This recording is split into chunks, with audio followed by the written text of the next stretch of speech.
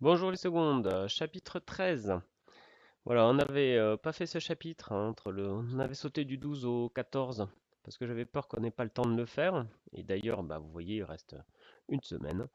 Alors c'est un chapitre très court qui va aborder les techniques d'arithmétique.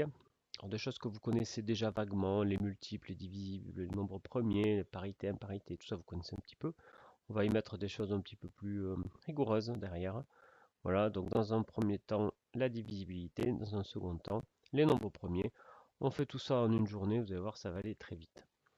Premièrement, notion de divisibilité. Alors, qu'est-ce que ça veut dire? Petite définition. Qu'est-ce que ça veut dire qu'un entier est divisible par un autre? Alors là, je vous donne la définition rigoureuse, soit D et n, deux nombres entiers naturels.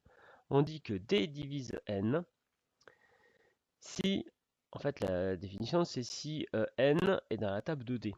C'est-à-dire que si n, c'est d fois quelque chose, tout simplement. Alors ça, mathématiquement, être dans la table de d, c'est pas très mathématique.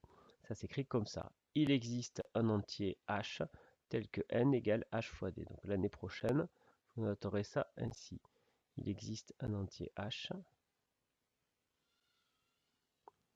tel que n est égal à h fois d. Mais bon, pour l'instant, oubliez, ça c'est juste une abréviation pour il existe.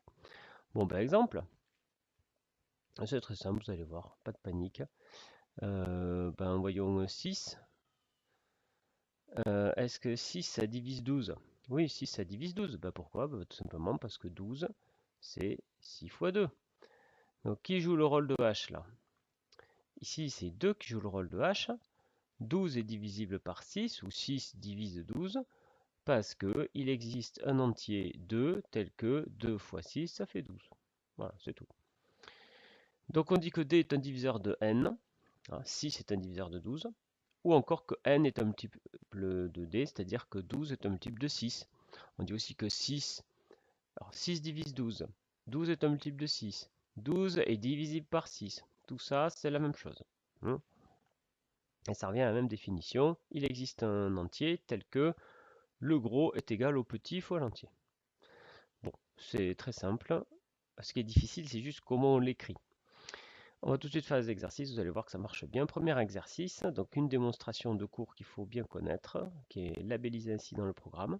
Démontrer que la somme de deux multiples de 7 est encore un multiple de 7.